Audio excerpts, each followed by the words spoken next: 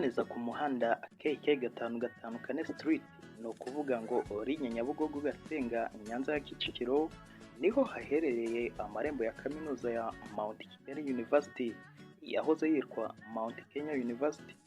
Ukihagera wabwirwa n'ibikorwa bitandukanye birimo ubusitani bwiza cyane, hoteli nziza ya Paramount, radio ya Royal FM, Broda Pharmacy n'ibindi.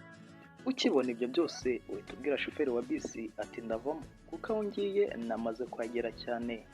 Nawe rero ugahita ukora agakorosi gato cyane kareshya n'intambwe zawe 13 ukabugeza kuri gate ya Mount Kigali University. Ukihagera wakiranga urugwiro n'abo wasanze harimo abashinzwe umutekano, abayobozi n'abandi. Iyi kaminuza iza ku isonga mu gutegura abanyeshuri basohoka bakenewe ku isoko ry'umurimo bitewe n'ibikoresho ntagereranywa bafite.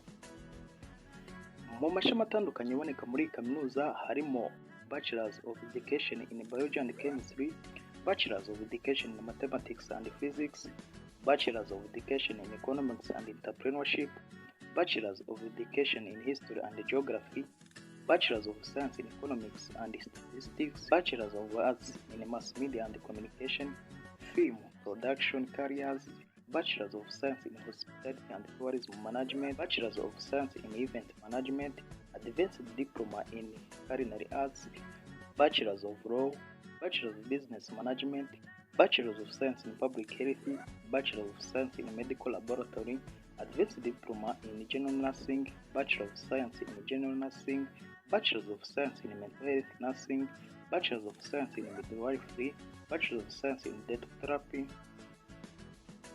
Bachelors of Business Information and Computer Technology, Bachelor of Science in Computer Science, Bachelor of Information Science, Postgraduate in Education, Masters of Arts in Journalism, Media Studies and Communication, Masters of Science in Finance, Master of Science in Project Management, Masters of Business Administration, Masters in Educational Planning and Management, Masters of Science in Tourism Management, Masters in Public Health, Masters of Science in Information Technology, Masters of Law, International Commercial and Investment Law.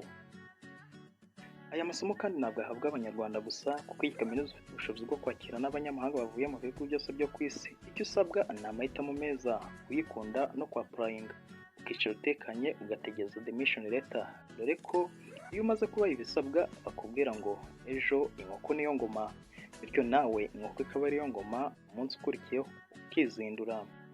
Reka wakibagirwa kandi kubabwira ko iyi kaminuza ifite ubusitani bwiza, ahantu ho kuruhukira, gufata akayaga ndetse no kunyinyira ku mahumbezi aboneka muri iyi kaminuza.